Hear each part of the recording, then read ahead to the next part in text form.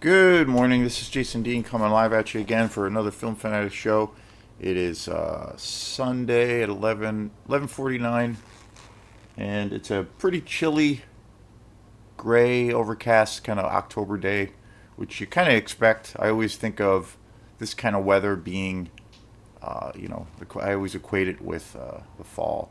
So, hope everyone's doing good. The festivities here at Film Fanatic headquarters have been pretty busy as normal. Just mainly in regards to just like watching movies like I usually do, and I've been changing things up quite a bit. I've been recording videos, but then setting them up as premieres. I've been kind of pushing it forward a little bit. So the one other thing that happened to me about a month ago, which kind of sucks, is my I had a bunch of problems with my Instagram main Film Fanatic page. I was having problems accessing it, and then I realized that it was pretty much it got hacked, and so I can't get into it anymore. So I'm not sure what's going to happen with that. It's a wicked pain in the butt. I've talked to other people where that's happened, where their accounts get hacked and they can't open them and all this shit. So it's been about a month now. I have an Instagram page, but it's just basically I only have one post on it and whatnot. It's kind of a backup, I guess, uh, but the main Film Fanatic page on Instagram itself has been pretty much dead for about a month, and I like to try to retrieve it. I've tried getting it set up again on my own and tried to troubleshoot it, and I can't get anywhere with it. So we'll see what happens, but I've talked to other people. That's a thing that happens where people's accounts get hacked into and just all this crap, and it's kind of a regular occurrence. But aside from that, I've been doing these videos, and I've been, obviously, most of the time, I the main focus is old school, old school exploitation horror movies, horror exploitation movies. My favorite jam, my favorite genre of all time. And but that being said, I still go to the movies. I don't go as much, but I have seen some good movies lately, and I think I'm gonna do. There's a handful of movies that I saw this year, newer horror films that I actually really really liked, and so I might do. I don't think I've done a show set up this way, but I might do a kind of the best of 2024 horror films. There's about 4 or 5 films I'd like to talk about, in those kinds of settings because I've been really impressed. On the other hand, I know I've said there's it's I've been pretty disappointed with movies overall, and I still am as far as new releases, but I have seen some good things. So I don't want to disregard that and do and be too much, I guess, as of a negative Nelly. But I've seen some good movies, and fairly recently. Two movies in the theater, and then 2 movies that I saw on through rental. And today's show, what I try to do, being that most of the stuff on this channel is all like wicked old school stuff. Again, that's my passion, and that's I always that's the well I always go back to. And but that being said, I always try to stay current. I try to keep my ears to the ground and my eyes, focused on, new things that are coming out because it's you never know. You could be really, really surprised. I have been, I've been surprised by a couple of films that I kind of knew a little bit about, but I didn't get a chance to see them in the theater. So, and anyway, so today's show is on the recent release that just came out on DVD, and it just came out on Blu-ray, and that is the Nicolas Cage movie Longlegs. I almost it just came out actually last week, Tuesday. It was released on Blu-ray and also on 4K DVD. I was up at Bull Moose in Bangor on I think it was last Sunday. It was a week ago, and I was up there and I saw that Longlegs was on.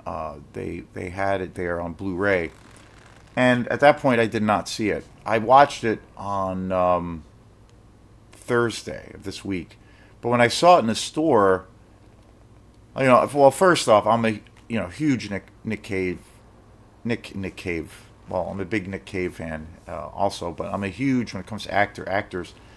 Nick Cage is one of my favorites. He's one of those actors that I think he can be in a movie that just kind of sucks, but he is so usually he's usually just fantastic in a movie that's even bad. That he can carry a movie that could be considered a shit turd, but he can kind of carry the movie and make it watchable.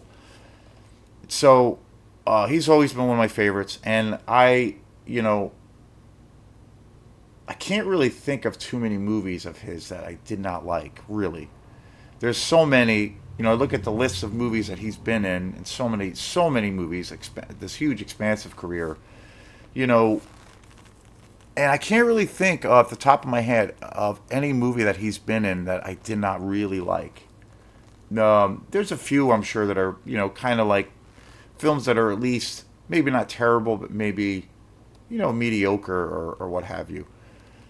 But I can think of a ton of movies that are just, I think, astoundingly amazing and brilliant. So that's kind of how my relationship has been with Nicolas Cage. In the last few years, you know, last 4 or 5 years, he's been on this tear of just like doing all kinds of different projects. He's done a lot of like horror based, darker kinds of films, but he's done all kinds of things.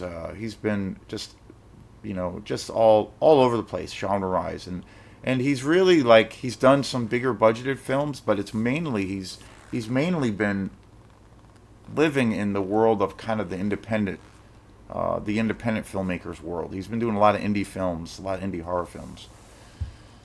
So I almost saw. So I when I saw Long Legs in the store, I was tempted to just buy it. Honestly, I heard a lot of mixed things about this movie. I know four people that saw Long Legs in the theater, and two of the people that I know that saw it, basically hated it. They did not like it. They really said it was really confusing.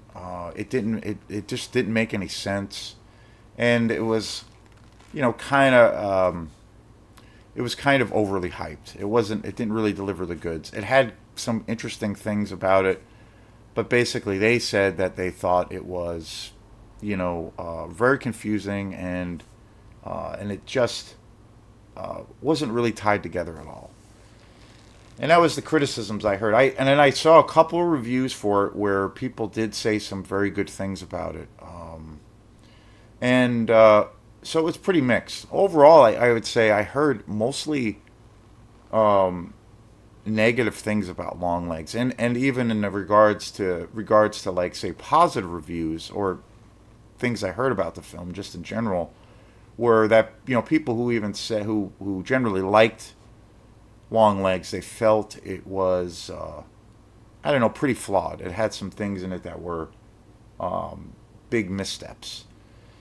So I wanted to you got to make up your own mind.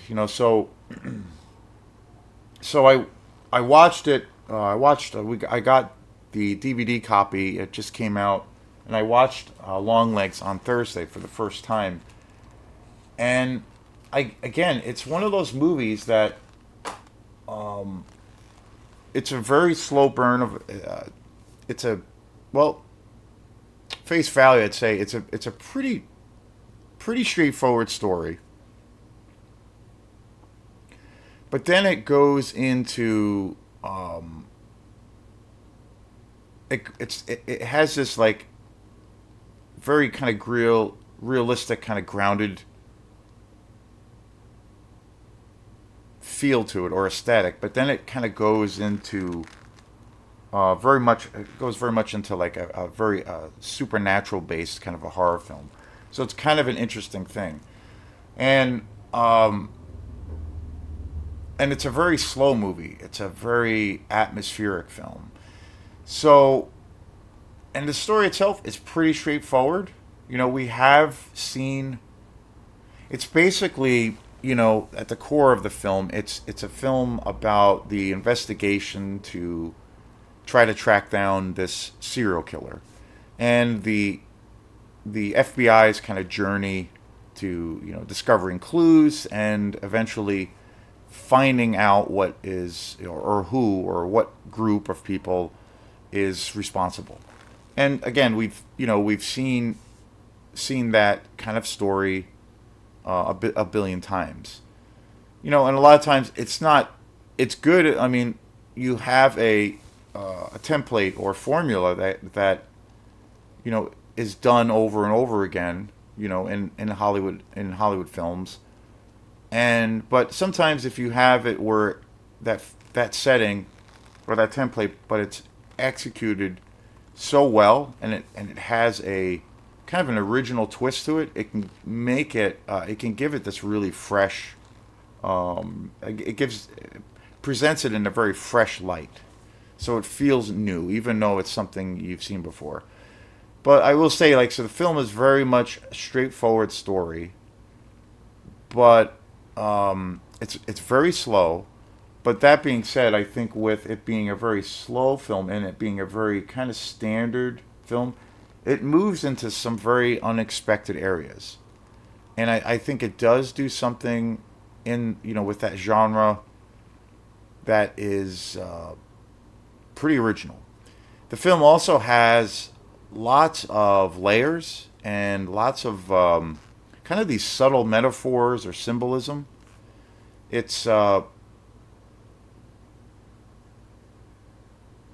a lot of it's again it's a very minimalist movie, but I feel like there's a lot of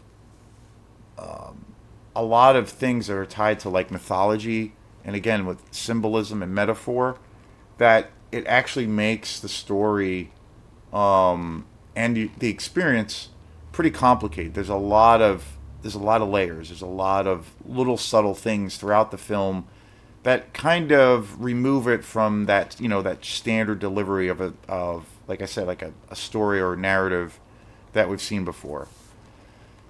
So, and the other thing that happened, and I've noticed, like, after I saw the film, I was like, yeah, that was kind of interesting. And then I was kind of like thinking about it for a while, and you know, and and then I woke up the next day, and then and it's been a while, a few days now since I've seen it, and now I'm at a feeling of where I definitely want to rewatch it, and I definitely want to. I have the copy still of it on DVD. I got it from, of course, Opera House Video, and I was tempted to watch it the next day or yesterday, but then I was like, no, I want to wait. I want to wait and get it on Blu-ray and really get that truly kind of immersive experience, because I feel like this movie definitely is a very visual, aesthetically, very. The aesthetic of this film is very powerful, and it's really a movie that's kind of meant to be seen in a theater or seen on Blu-ray or 4K. I feel like this definitely is a movie for that. So I decided not to watch it again on DVD, and so what I'm gonna do is I want to buy it, and whenever I go back up to Bull Moose, I will probably seek it out.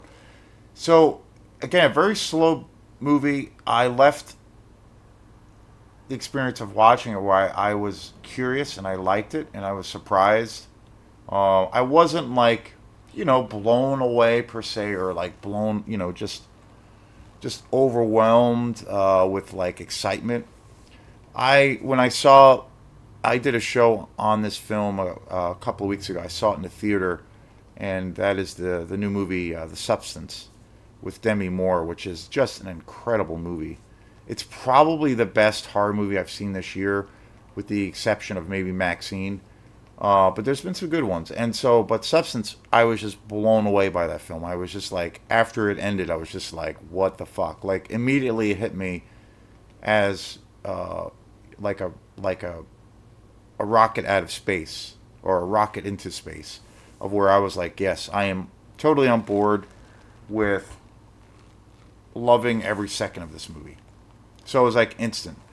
With Long Legs, it was kind of this, kind of like the pacing of the film. It was like this slow, slow boil, this slow, kind of soup or chili or something that you're cooking in a crock pot or on the stove for a very, very long time. And it takes a while for the flavors to kind of come together. And that's kind of what this experience has been like. So now I am thinking, now I can't wait to see it again, and I can't wait to buy it on Blu-ray. I'm very, very excited. So, and the other thing that happens, again, I've talked about the experience of, what's your telltale sign of whether you've had a good experience or not with a movie, is if you're thinking about it the next day, or, you're having conversations about it with other people, or, it sticks with you. And this movie has definitely stuck with me. And so I overall I think this movie was a big surprise, and I really enjoyed it. It's an interesting movie. Nicolas Cage, of course, is just incredible in it. He knocks it out of the park. He plays a very different role. He's never played. I don't think I've ever seen him in a film where he plays a serial killer. This movie definitely has influences of other movies, but it does, I think, its own thing. Kind of like The Substance, where there are clear kinds of influences you can see in that film, but it goes into a totally different and unique direction. It's not like ripping off something in a bad way. Um, this movie definitely has Longlegs has a David Fincher kind of vibe. It has a little bit of a Seven vibe. It definitely reminds me of Silence of the Lambs. Um, but then again, Silence of the Lambs and Fincher, David Fincher's Seven, amazing films. Both masterpieces. But they're not like they're all those films and the story and everything is very much grounded in reality. There's no fantastical elements. There's no hints of there being demons or ghosts or some kind of supernatural element.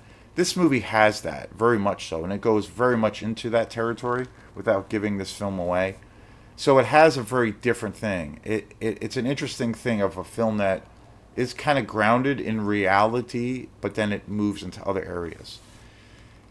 Um, the the cinematography for this film is kind of amazing. It's really beautifully shot. It's a very slow film, which I was surprised about, and I really liked.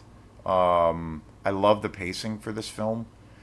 It has a lot of, and again, I've said this a million times, but and especially when it comes to the world of, say, exploitation, horror exploitation.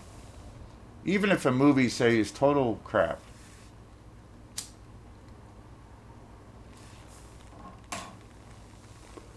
where it has bad acting, bad really shitty directing, across the board, which again is a big thing of the world of exploitation. A lot of most of those movies from a technical standpoint are awful. But there's something about the rawness of those films that I just fucking love, and I can't get enough of it.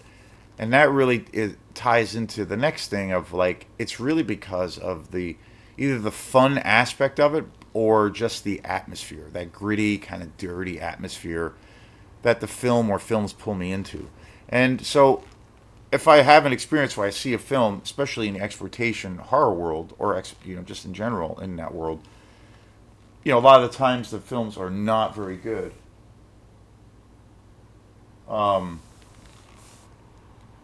but if the film has this, like, really deep kind of atmosphere that draws me in, and I can almost taste it, I will probably fall in love with that fucking movie. So, and I base on, I don't feel like, yeah, I mean, yeah, you want to see, part of the process of, like, enjoying art is, it's a physical and a mental kind of reaction. You're gonna, to some degree, you're gonna intellectualize the experience and think about it, think about how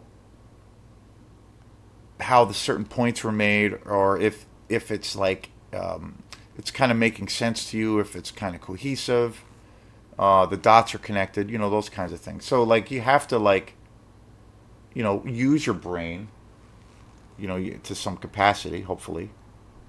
So really, the key thing about this film, um, what sold me in this film is that it really I felt like I was pulled into this very mysterious world, and I was kind of into it, and I love kind of the layering. I love the beautiful camera angles. The cinematography for this film is incredible. Some of the music is just incredible. This film is it has a heavy use of the music of T Rex, which is one of my all-time favorite rock bands, and I was super excited that they used that music for the film, and they used it in a really cool, interesting way. And I found myself being drawn into this movie more and more. And it's there are moments for this film in this movie where I think are they're it's legitimately creepy. It kind of gets under your skin, and I haven't really had that experience with a film where it generally like is creepy or kind of scary, but it gets under your skin in this kind of primal way. And there's moments in this film where Longlegs, I think, definitely achieves that. There's one scene. There's some really good scenes in this film, but there's one really great scene in this film, like that. Again, an interrogation scene that I think is just spectacular. Some of the writing for this film is really unusual, and like the dialogue that is written for some of these characters is not what you expect, and is there is like this I don't know, this interesting kind of use of language, and unexpected, and I loved that part of it. It kind of took it away, took a a kind of straightforward story into some new territory. The cast is really great in this film too. I will say, I was impressed, um, very much impressed with that aspect. The Of course, Nicolas Cage, Malika Monroe, Alice Wilt, um, Kierman Shipka, and Blair Underwood. Really great cast, and again, I think that this film is,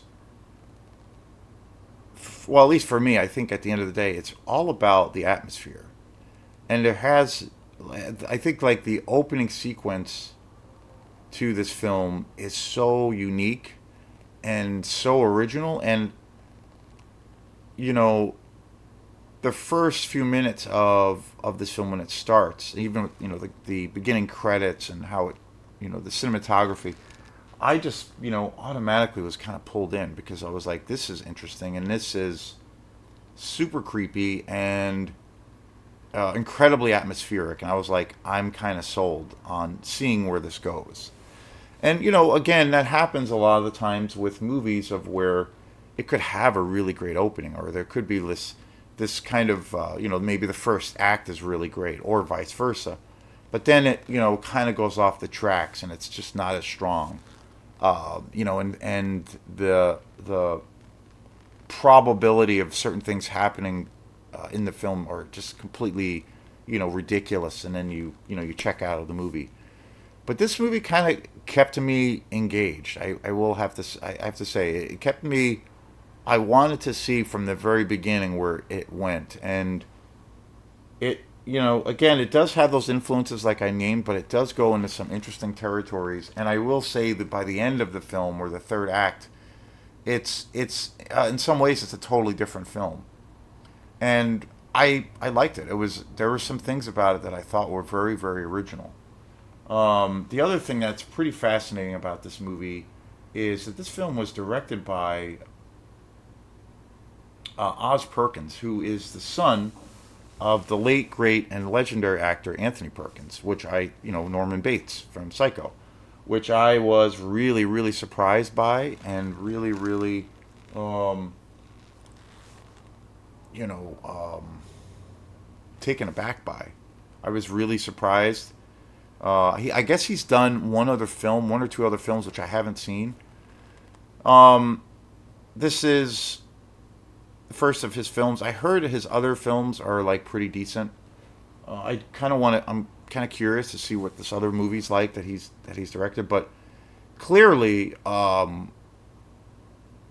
he's very talented as a filmmaker. I mean, he there's some moments in this film where I think it's you could you really clearly see that he's got some power and he's got some drive and real intense focus when it comes to making movies. It's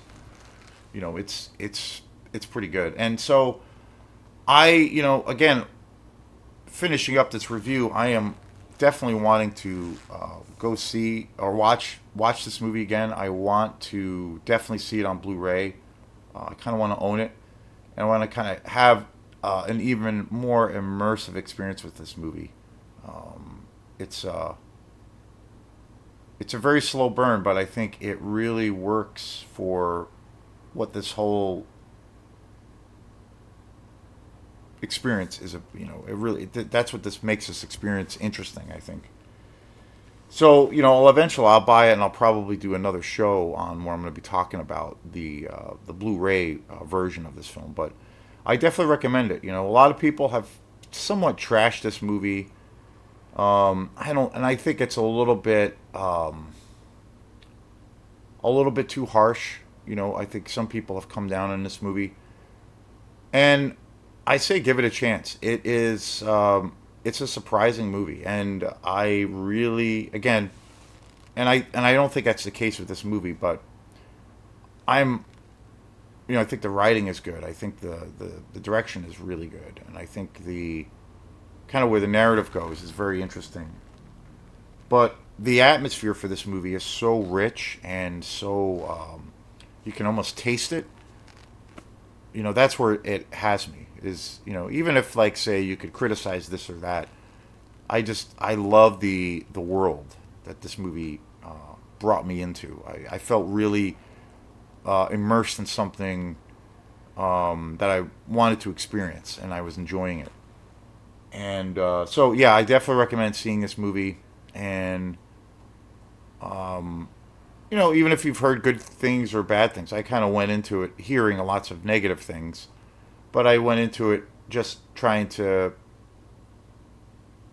have my own experience with it. So very cool movie. Stay tuned for at some point me buying this on Blu-ray and probably doing another review. Thanks again. Peace.